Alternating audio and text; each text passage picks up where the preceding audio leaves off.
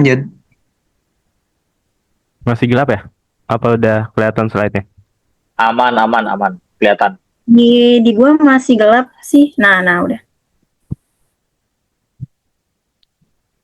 Oke, udah ready ya? Oke, izin saya ulang ya teman-teman.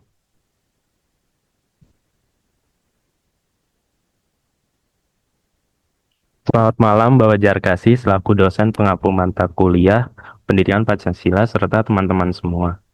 Kami dari kelompok 1 akan mempresentasikan materi pertemuan ketiga dengan tema Pancasila sebagai dasar negara. Sebelumnya, izinkan saya memperkenalkan kelompok 1 yang terdiri dari Aminatul Zahra, Firla Airina, Inestasya Afrilia, dan juga saya Roman Yoga.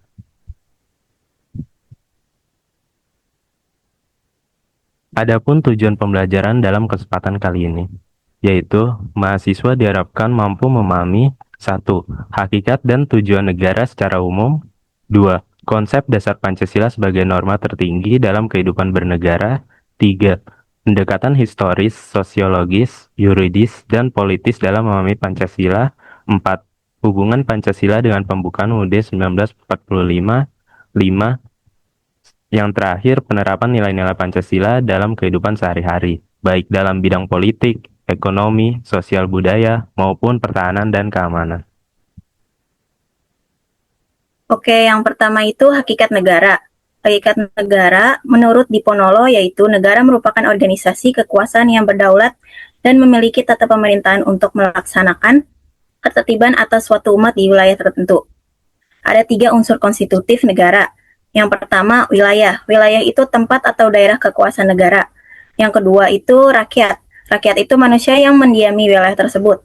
Yang ketiga, pemerintahan. Sistem organisasi dan tata kerjasama antar lembaga negara.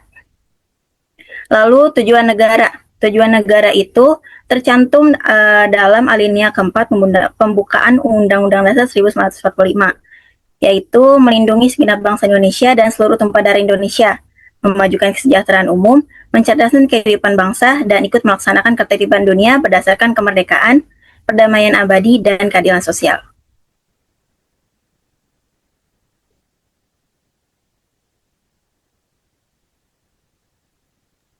Adapun konsep dasar negara Pancasila.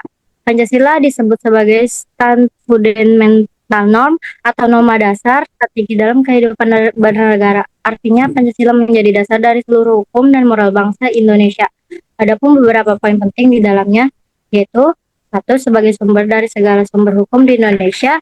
Yang kedua, cinta hukum dan pedoman moral bangsa. Yang ketiga, semua peraturan wajib selaras dengan nilai-nilai Pancasila. Dan yang terakhir, menjadi landasan bagi hukum yang adil, manusiawi, dan berkeadilan sosial.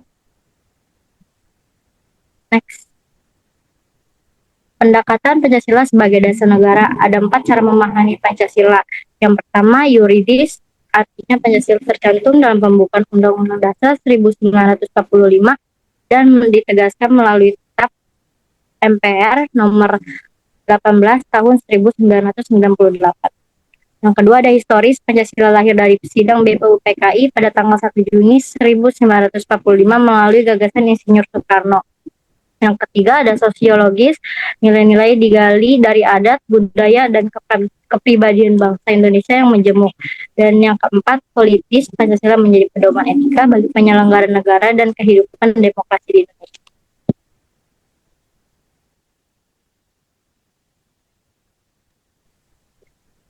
Sebelumnya mohon maaf ya kalau suaranya tidak terlalu jelas karena saya lagi sedikit tidak enak badan. Oke, lanjut. Hubungan Pancasila dan UUD 1945. Hubungan Pancasila dan UUD 1945 ada 3, yaitu yang pertama, Pancasila merupakan jiwa dan dasar dari pembukaan Undang-Undang 1945. Pembukaan UUD 1945 menjadi sumber dari seluruh hukum di Indonesia. Yang ketiga, sebagai norma tertinggi, pembukaan UUD 1945 tidak dapat diubah sehingga Pancasila bersifat tetap, kuat, dan menjadi pedoman abadi bagi bangsa Indonesia.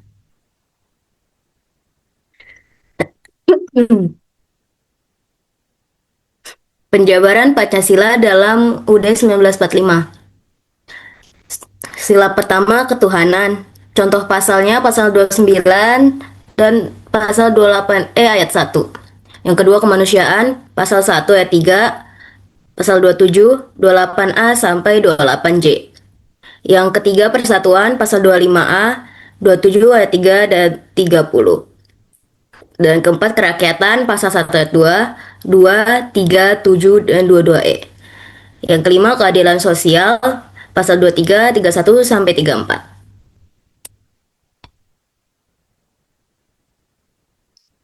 Implementasi Pancasila dalam bidang ketatanegaraan. Semua lembaga negara berlandaskan Pancasila, kebijakan publik harus adil dan transparan.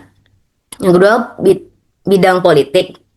Menolak KKN, menegakkan etika politik, dan demokrasi konstitusional. Dalam bidang ekonomi, berdasarkan asas kekeluargaan pasal 33 UUD 1945, negara berperan dalam kesejahteraan rakyat. Dalam bidang sosial budaya, seperti gotong royong, dan solidaritas sosial. Menjaga kebudayaan nasional, pasal 32 UUD 1945, dan bidang pertahanan dan keamanan, bela negara, seperti bela negara adalah kewajiban semua warga. Tidak hanya fisik, tapi juga lewat profesi dan kontribusi sosial.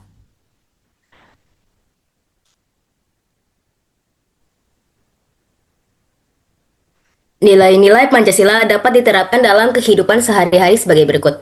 Satu, ketuhanan, yaitu menghormati perbedaan agama dan keyakinan, tidak memaksakan kepercayaan kepada orang lain. Yang kedua, kemanusiaan, yaitu menghargai martabat sesama manusia, bersikap adil dan menjunjung hak asasi manusia. Yang ketiga, persatuan, menjaga kerukunan antar suku dan agama, serta menempatkan kepentingan bangsa di atas kepentingan pribadi. Yang empat, kerakyatan, yaitu mengutamakan musyawarah untuk mufakat dan menghormati keputusan bersama. Dan kelima, keadilan sosial, yaitu berperilaku adil, peduli terhadap sesama, dan mendukung kesejahteraan masyarakat.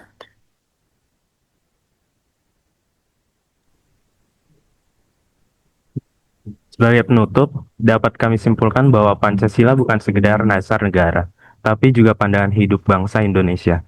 Pancasila menjadi pedoman moral, hukum, dan sosial yang membimbing seluruh aspek kehidupan kita sebagai warga negara. Dengan memahami dan mengamalkan nilai-nilai Pancasila secara murni dan konsekuen, kita dapat memperkuat persatuan, menjaga kedaulatan, serta mewujudkan cita-cita nasional sebagaimana tertuang dalam pembukaan Undang-Undang Dasar 1945.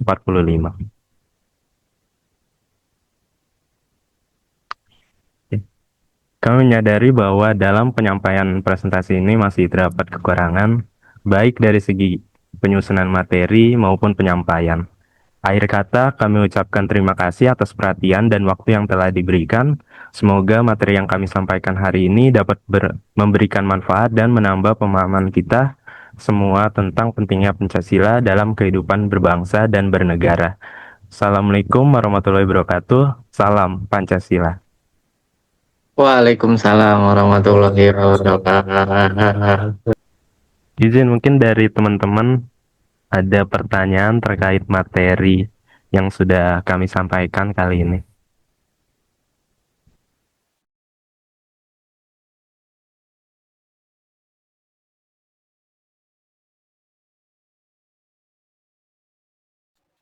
Oke, udah cukup ya? Mungkin kalau udah cukup kita bisa tutup. Mas, saya mau bertanya boleh nggak? Oke, boleh Mas. Silakan. Pertanyaannya, kenapa Pancasila masih relevan di era modern seperti sekarang? Maaf, on cam Bang Riko. Riko, on cam Riko. Ya, boleh mungkin yang nanya on cam dulu. Baru boleh Sabar. nanya. Iya, Mas. Oke, Saya ingin lanjut. bertanya, kenapa Pancasila masih relevan di era modern seperti sekarang? Oke, kenapa Pancasila masih relevan ya? Iya, Karena Pancasila itu sifatnya universal dan fleksibel juga, Mas. Jadi bisa diterapkan di setiap zaman tanpa kehilangan makna awalnya. Nah, termasuk dalam menghadapi kemajuan teknologi dan juga globalisasi, Mas. Siap, terima kasih. Oke. Mungkin dari mana ada yang ingin bertanya lagi?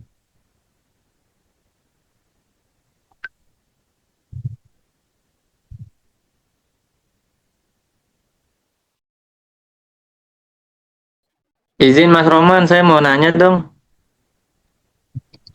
Siap, Bang. Ya, Mas Paraski. Silakan, Mas. Saya mau nanya, gimana sih cara mahasiswa mengamalkan Pancasila di lingkungan kampus? Izin aku yang jawab ya. Boleh. Tadi cara mahasiswa mengamalkan Pancasila di lingkungan kampus ya. Iya, benar. Dengan bersikap jujur juga bisa, terus menghargai teman yang berbeda pendapat, terus ikut kegiatan sosial atau menjaga semangat gotong royong antar mahasiswa. Oke, makasih. Ya, terima kasih Mas Paraski atas pertanyaan. Mungkin yang lain ada yang mau ditanya lagi sebelum kita tutup untuk sesi kali Saya ini. boleh tanya enggak? Siap, Mbak Nancy, silakan. Oke, bisa di back ke slide yang implementasi Pancasila yang ada itu di bidang, nah ini. Nah ini di bidang politik ini kan poin nomor 2 ada demokrasi konstitusional. Demokrasi konstitusional ini kan adalah sistem pemerintahan yang menyatukan prinsip demokrasi dengan konstitusionalisme di mana kedaulatan rakyat diakui dan dibatasi oleh konstitusi. Yang mana kalau dari supremasi hukum, ini kan berarti konstitusi hukum tertinggi, yang harus dipatuhi semua pihak, termasuk pemerintah dan warga negara. Dan kalau kedaulatan rakyat, itu kekuasaan tertinggi berada di tangan rakyat, yang kemudian dilaksanakan sesuai dengan aturan yang tertulis dalam konstitusi. Nah, berarti di sini kan istilahnya demokrasi konstitusional ini kan pemerintah itu melindungi rakyatnya, ya kan? Nah, sedangkan yang kita lihat selama ini, akhir-akhir inilah, pemerintah terasa seperti tidak melindungi rakyatnya, malah melawan rakyatnya sendiri. Nah, sebagai mahasiswa yang tinggal di Indonesia, yang berkebangsaan Indonesia, kira-kira apa yang harus kita lakukan untuk menjunjung demokrasi konstitusional ini supaya kembali ke awal? Karena ngelihat semua berita-berita yang beredar, ya kita ingat lagi kembali ke awal September kemarin ya, itu kan kelihatan banget sangat merugikan, terutama ya rakyat iya, pemerintah iya. Kira-kira dari kelompok satu bisa memberikan pendapatnya sebagai mahasiswa. Oh ya, Sekian, terima kasih. kasih. Terima kasih Mbak Nancy, pertanyaan bagus banget ya. Nah, mungkin saya ulangi lagi pertanyaan, gimana kita sebagai mahasiswa yang tinggal di Indonesia tentunya ya, gimana cara ngebalikin ke demokrasi konstitusional pada awalnya ya, yang sekarang rasanya pemerintah itu udah nggak peduli sama rakyatnya mungkin gitu ya. Nah, mungkin kalau dari saya pribadi sebagai mahasiswa ya, kita bisa menegakkan kembali nih semangat demokrasi konstitusional ini dengan cara bersuara secara kritis, namun tetap santun. Nah, contohnya itu kayak kita menyuarakan aspirasi rakyat kita melalui jalur yang sesuai dengan konstitusi tentunya. Nah, kemudian juga kita bisa mengikuti dan juga mengawasi kebijakan pemerintah. Jadi, kebijakan-kebijakan pemerintah yang nantinya kurang sesuai atau kurang relevan dengan keadaan saat ini, kita bisa suarakan itu. Nah, mungkin kalau dari kita seperti itu Mbak Nancy. Oke, tapi kalau melihat dari reaksi yang timbul kemarin, kejadian September awal, itu kan rakyat sudah menyuarakan apa yang ingin mereka suarakan. Mahasiswa juga udah pada turun ke jalan. Nah, kira-kira apakah terpikirkan oleh kelompok satu cara lain selain menyuarakan seperti demo aja, terus lewat internet mungkin, sebagai ide baru gitu.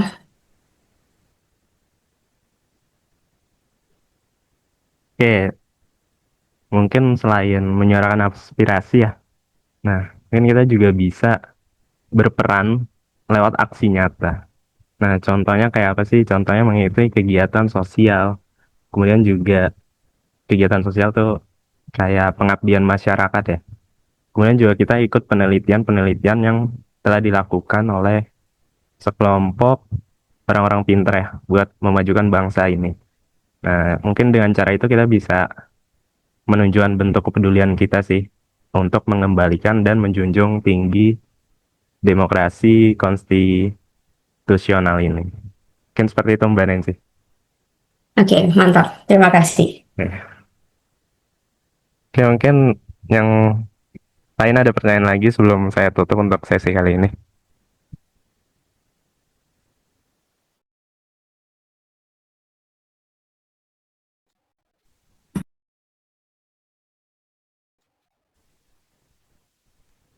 Enggak ada ya, mungkin udah bisa saya tutup untuk sesi kali ini. Terima kasih sekali lagi teman-teman udah berpartisipasi terutama dalam memberikan pertanyaan yang kritis tadi seperti Mbak Nancy dan juga teman-teman lainnya. Demikian untuk seksi kali ini. Saya perwakilan dari kelompok 1. Ucapkan terima kasih banyak-banyaknya. Assalamualaikum warahmatullahi wabarakatuh. Salam Pancasila. Waalaikumsalam warahmatullahi wabarakatuh. Waalaikumsalam warahmatullahi wabarakatuh. Respect Mas Roman. Kelas Mas Respect. Roman. Mas Roman. Mantap, Tasya besok kasih gue